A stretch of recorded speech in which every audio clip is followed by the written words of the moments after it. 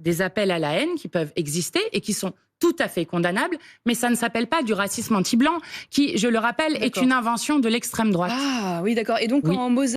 Bienvenue dans cette nouvelle vidéo pépite. Aujourd'hui, Mathilde Panot fait face à Marion Maréchal sur la question du racisme anti-blanc et de la suppression de l'aide médicale d'État. Comme vous allez le voir, Marion Maréchal va exposer son point de vue et démontrer qu'en France, il y a une branche de la population qui n'est absolument pas assimilée à la culture française et qui va jusqu'à poser des actes graves envers les Français.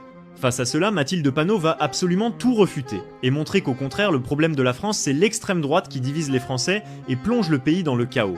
Je vous laisse voir. Maintenant, je vous ai entendu tout à l'heure dire « Nous sommes là pour faire France de tout bois » et je trouve ça très beau, Madame Panot. Le problème, c'est qu'aujourd'hui, sur notre sol, il y a toute une partie de la population, qui sont d'ailleurs vos électeurs privilégiés, qui ne souhaitent pas, contrairement à ce que vous pensez, faire France de tout bois. Et on l'a vu d'ailleurs de manière particulièrement douloureuse au moment du drame de Crépol, où on a vu l'archétype aujourd'hui de ce qui traumatise et ensanglante la France, c'est-à-dire des bandes de racailles, le plus souvent multirécidivistes, qui n'ont plus aucunement peur de la justice, qui détestent la France. J'ai vu les déclarations d'ailleurs des amis et de l'entourage de ces agresseurs sur les réseaux sociaux qui expliquent que les seules raisons pour lesquelles ils aiment la France, c'est pour la carte vitale et que de toute façon, le jeune Thomas avait bien mérité ce qui lui arrivait. Je rappelle que l'enquête est en cours. Là, oui, les vidéos, elles sont disponibles sur Internet. Mais là, vous parlez de vidéos de jeunes qui se disent proches de ceux qui ont été arrêtés. Non, mais, et en tout cas, je ne pense pas trahir la vérité en rappelant quand même qu'il y a 9 témoins à cette occasion qui ont expliqué avoir entendu on est là pour planter du blanc, on est là pour tuer du blanc. Donc il y a manifestement en effet une partie de la population aujourd'hui qui n'a pas envie de faire France de tout bois, qui déteste la France, déteste son histoire, déteste son identité, déteste même les Français pour ce qu'ils sont, se complaisent dans une forme de racisme anti-blanc que j'imagine vous contestez. Bon, d'ailleurs, ce serait intéressant. Qu'est-ce que vous pensez du racisme anti-blanc, Madame Panot? Vous considérez qu'il existe du racisme anti-blanc ou c'est une invention Je vous pose une question. Je vous écoute. Alors moi, déjà, je noterai, et tout le monde, j'espère, le notera, que donc vous pensez que les microbes, des maladies, des épidémies font attention de savoir si une personne a des papiers ou n'a pas de papiers. Ça, c'est sur l'aide médicale d'État. Ce qui est une idée qui va juste rendre les gens malades et qui est une obsession. Avant 2000, il n'y avait pas d'aide médicale d'État, il n'y avait pas d'épidémie, excusez-moi. Et les autres pays font comment? Ils s'en sortent manifestement mieux que nous. Eh bien, en tout cas, l'ensemble des soignants explique qu'il faut garder cette aide médicale d'État. Et d'ailleurs, je le redis, mais les médecins font un serment qui s'appelle le serment d'Hippocrate, de pouvoir soigner tout le monde, qui va justement à l'inverse de ce que vous expliquez avec vos obsessions, qui sont évidemment en dehors de toute raison. Ça, c'est la première chose. Ensuite, la deuxième chose. Vous, Madame Maréchal Le Pen, vous êtes en train de, en quelque sorte, construire des cycles de violence. Vous dites que vous êtes contre la guerre. Or, vous avez encouragé l'expédition punitive raciste qui a eu lieu après le meurtre tragique de Thomas. Vous ne l'avez pas condamné. Pas sur le racisme anti-blanc. Attendez, mais je vais vous répondre. Il n'y a pas de problème. Il n'y a pas de problème, je vais vous répondre. Allez-y. Vous avez encouragé un cycle de violence avec 80 personnes qui criaient dans les rues. J'ai encouragé. Islam hors d'Europe. Vous n'avez pas condamné. Vous soutenez des groupuscules comme Génération Identitaire qui font des actions violentes. Oui, vous soutenez. Non, mais je vais vous répondre. Allez-y. Avec des habitants de la Monnaie à Romans-sur-Isère, dont je veux ici saluer le sang-froid parce que cette expédition punitive raciste aurait pu terminer avec un drame terrible.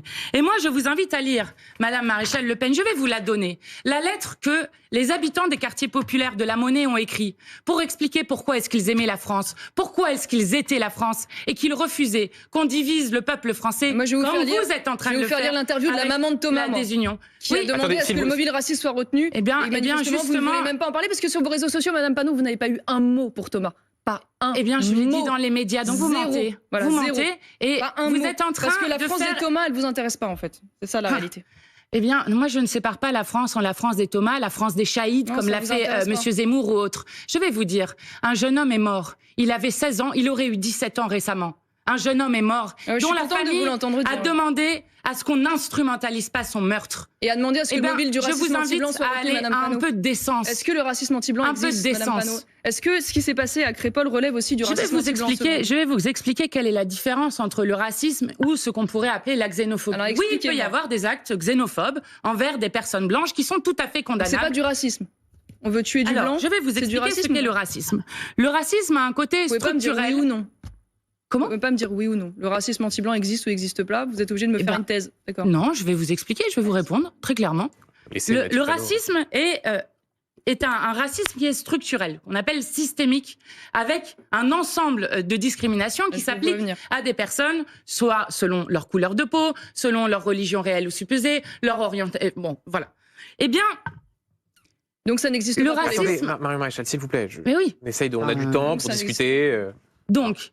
Mais je sais quelle va être la conclusion, mais allez-y. Ah oui, ben laissez-la parler. Eh bien, exactement. Je vous dis, il y a des discriminations, il y a des appels à la haine qui peuvent exister et qui sont tout à fait condamnables, mais ça ne s'appelle pas du racisme anti-blanc, qui, je le rappelle, est une invention de l'extrême droite. Ah oui, d'accord. Et donc, en Moselle, le 9 décembre dernier... Édouard Philippe aussi, dans les colonnes du Journal du Dimanche, la semaine dernière, a repris... Donc, quand en Moselle, le 9 décembre dernier, il y a un homme qui se fait planter de 9 coups de couteau au cri de sale blanc et de sale gouère, c'est pas du racisme anti-blanc? Alors, je peux vous redonner des chiffres? Vous aimez les chiffres? Je vais vous donner J'aime beaucoup les chiffres. Je sais que votre maman est prof de maths et vous devez être doué là-dedans, mais ça m'intéresse. Allez-y, dites-moi. Alors non, ça ne s'appelle pas du racisme anti-blanc. Ça s'appelle sale blanc, sale gouère avec 9 coups de couteau. Ça s'appelle des appels à la haine, des actes de haine. Ça s'appelle de la xénophobie. Tout le monde Alors je vais vous donner les chiffres des services de renseignement. Il y a 53 faits des actes en 2021 qui concernaient des actes xénophobes contre les personnes blanches. 56 faits en 2022. Si on regarde les personnes qui ont la couleur noire, ça vous intéresse pas. Qui ont la peau de couleur noire, c'est 7 fois supérieur. Mais, Madame Panot.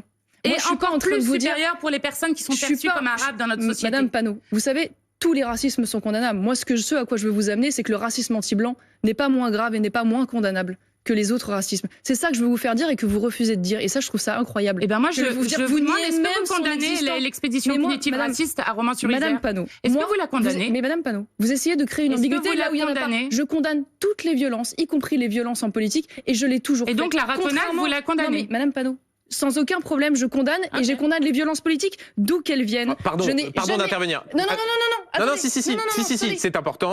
Sur cette expédition punitive. Moi, je n'ai jamais eu d'ambiguïté. La seule chose que j'ai fait, c'est que j'ai refusé à ce moment-là de participer à la manœuvre de diversion. Vous avez refusé de condamner en disant c'est l'ultra-droite, la giga-droite.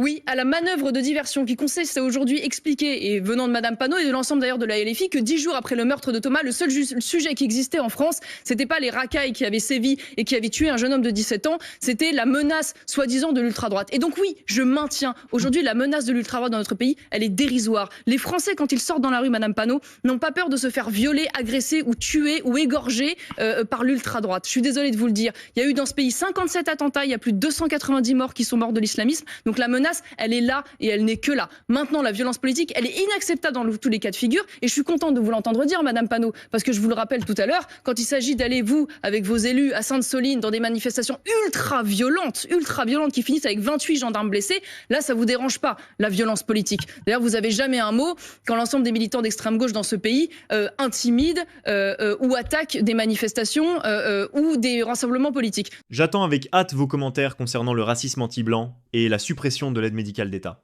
Pour ma part, force est de constater que la gauche a visiblement décidé de bander les yeux face à la réalité, Marion Maréchal a exposé les faits et dit tout haut ce que les Français pensent réellement.